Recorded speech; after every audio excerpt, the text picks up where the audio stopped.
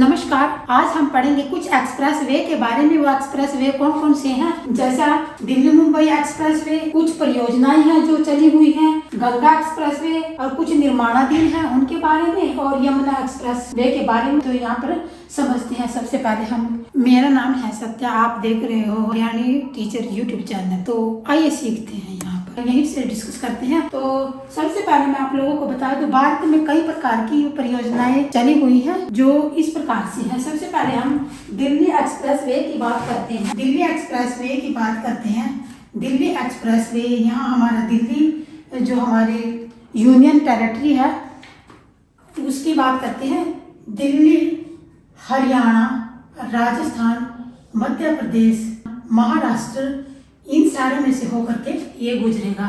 तो कहाँ से दिल्ली, ये दिल्ली है, ठीक है ना। फिर हरियाणा से राजस्थान आएगा, राजस्थान से यह, राजस्थान से मध्य प्रदेश, मध्य प्रदेश से कहाँ, महाराष्ट्र, ठीक है ना, महाराष्ट्र।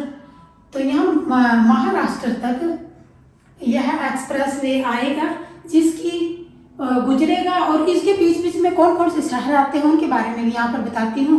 तो बीच बीच में जैसे यहीं पर कई अलग अलग राज्यों के अलग अलग शहर आते हैं, जैसे कि कोटा कहाँ है, राजस्थान में, इंदौर मध्य प्रदेश में, जयपुर राजस्थान में, बड़ौदा गुजरात में और सूरत जैसे शहरों में से होकर के ये एक्सप्रेस वे गुजरेगा। ये बहुत स्पीड से चलने वाला एक्सप्रेस वे है।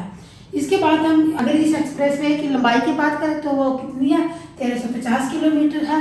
ये 8 लाइन वाला भी हो सकता है। फिलहाल तो 8 लाइन वाले की कोशिश है, लेकिन 12 लाइन वाला भी हो सकता है आगे आने वाले समय में। तो 8 लाइन वाला ग्रीन फील्ड, जैसे कि मतलब कि वो बनाए हुए उनके बीच में ग्रीन फील्ड, यानी कि एक सुंदर सा बीच में दृश्य दिया जाएगा जिसमें पेड़ पौधे लगे हुए होते हैं। इन जो लाइन जो बनी हुई होती है उसके बारे में मैं यहाँ डिस्कस कर रही हूँ।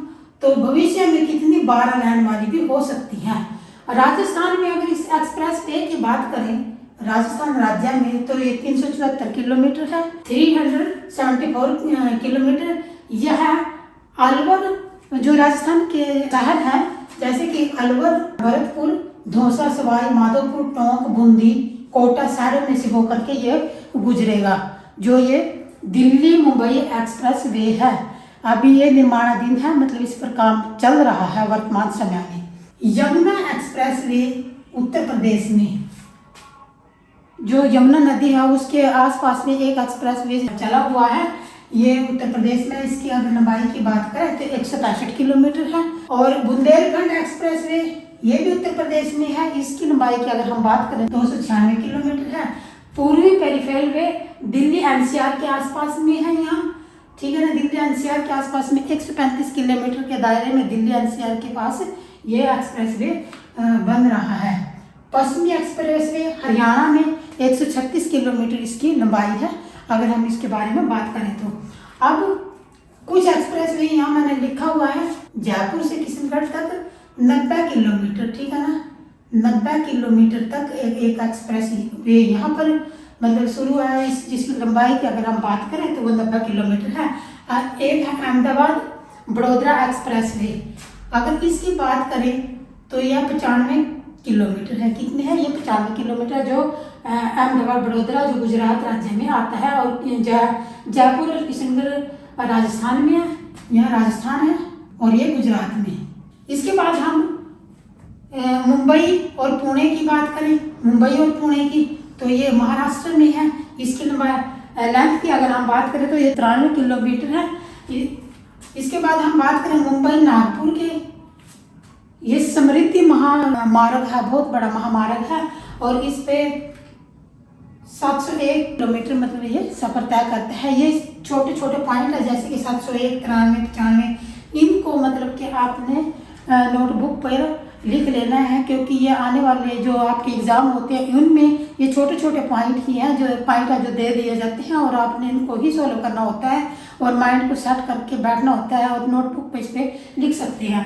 आगे हम दूसरी बात करें, इलाहाबाद जो कि उत्तर प्रदेश में पड़ता है, उस एक्सप्रेस वे की बात करें तो वो 86 किलोमीटर का है और ये वाया बाईपास है, ठीक है ना, इलाहाबाद में है, बाईपास में है। और अब हम पश्चिम बंगाल में आते हैं। पश्चिम बंगाल में वेस्ट बंगाल, अगर इस एक्सप्रेस वे की बात करते हैं तो ये दुर्गापुर एक्सप्रेस वे है जो 65 किलोमीटर की दूरी तय करता है। अब चेन्नई एक्सप्रेस वे ये 32 किलोमीटर की दूरी तय करता है, या 32 की यहाँ ये तमिलनाडु राज्य में है।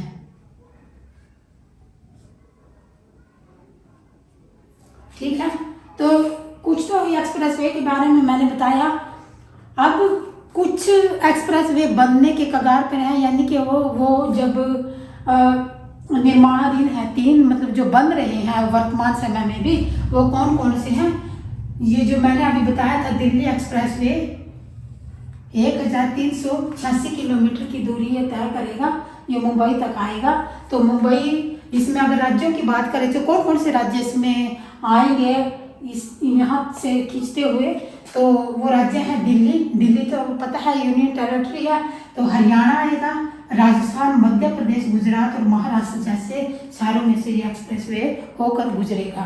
इसके पश्चात हम गंगा एक्सप्रेस वे की बात करें तो यह उत्तर प्रदेश में मेरठ से प्रयागराज तक। उत्तर प्रदेश कहाँ? जो मेरठ है वो हरियाणा के करनाल जिले के आसपास में लगता है, और वहाँ से ये प्रयागराज तक एक्सप्रेस वे जाएगा, मतलब जाएगा। अभी निर्माणाधीन है, योगी सरकार उसके ऊपर काम कर रही है। तो इसकी अगर गंगा एक्सप्रेस वे की अगर बात करें तो वो 594 किलोमीटर है, जो गंगा नदी के पास होकर के गुजरेगा। अब बात करते हैं चेन्नई मंगलुरु मैसूर इंडस्ट्रियल कॉरिडोर की। ठीक है, एक्सप्रेस वे तमिलनाडु कर्नाटक राज्य में 262 किलोमीटर की दूरी तय करेगा। वो कैसे? जैसे तमिलनाडु राज्य है, तमिलनाडु से कर्नाटका तक अगर ये जाएगा, यहाँ तमिलनाडु है और ये कर्नाटका, तो कर्नाटका का ये जो मैसूर है शहर और बंगलुरु है, उसमें से होकर के ये गुजरेगा। जो अभी मतलब वर्तमान समय में ये चल रहा है। कुछ और परियोजनाएं हैं यहाँ पर लिखी हुई हैं, जहाँ भारत परियोजनाएं जो नई हैं, इनकी शुरुआत कब हुई थी? 2017 ईस्वी में शुरू हुई थी, जब फर्स्ट टाइम मोदी सरकार आई थी, उस टाइम में शुरू हुई थी। पहला चरण 2022 तक का पूरा होना था, लेकिन पूरा नहीं हो पाया, कुछ कारणों से वो रह गया, क्योंकि बीच में इलेक्शन भी आ जाते हैं, तो वो कार्य पूरा नहीं हो पाया।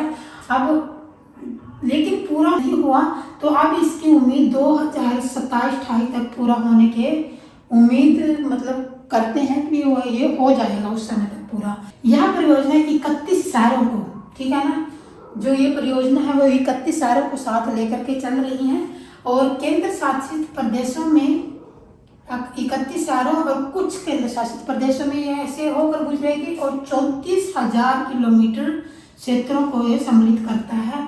भारत की जो परियोजनाएं अभी नए सिरे से जो लागू हुई है। तो अब आगे देखते हैं, और उनमें 550 जिले हैं जिनमें इसको सम्मिलित किया जाता है। तो इस प्रकार से मैंने ये थोड़ा सा आपको समझाने का प्रयास किया। मेरी वीडियो कैसी लगी, लाइक शेयर एंड सब्सक्राइब करना। धन्यवाद।